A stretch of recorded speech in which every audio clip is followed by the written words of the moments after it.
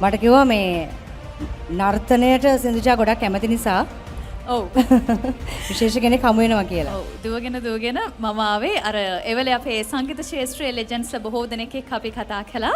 දැන් ලංකාවේ නර්තන ශාස්ත්‍රය ගැන කතා කරද්දී නර්තන ශාස්ත්‍රයේ ඉන්න අපේ හරවුම් ලක්ෂයක් හැමදාමත් සාම්ප්‍රදායිකත්වයට රැකගෙන නවීනත්වයේ එක්කාසු කරපු කෙනෙක් කලාශූරී නර්තනාචාර්ය චන්න විජේවර්ධන මහත්මයාත් එක්ක වචන සල්පයක් අනිවාර්යයෙන්ම කතා කළ යුතුමයි කියලා මට හිතුණා. ඉතින් මම හිතන්නේ ඔබතුමා අපේ ප්ලැටිනම් එක්සලන්ස් අවෝඩ් සමගින් එකතු වුණු ප්‍රථම අවස්ථාව මොකද හිතෙන්නේ මේ සම්මානනීය රාත්‍රිය ගැන? මෙහෙමයි මේ අපි මේ හිතන්නේ නැති ඒරියාස් ගැන බලලා තියෙනවා.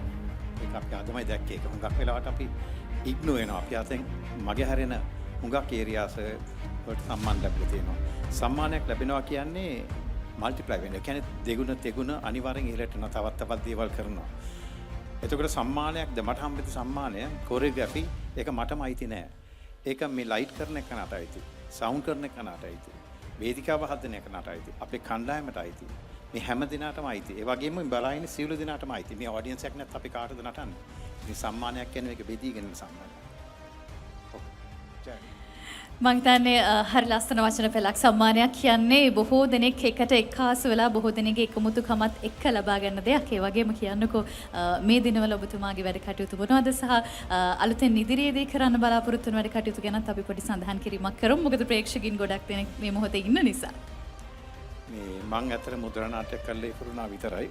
මං තවත් එකකට අත තියෙනවා. ඒ කියන්නේ තවත් මුද්‍රා නාට්‍යයකට යන්න තව ශෛලිය උපදාන එක තමයි මං කරන්නේ. එකම තැන ඉන්නේ නැතුව තව ශෛලිය වෙනස් කර මේ නවරැල්ලත් එක්ක ඉදිරියට යන්න ඕන. අපි ඉස්සරහට යන්න ඕන. සම්ප්‍රදාය රැකගෙන. ඒක තමයි මං කරන්නේ.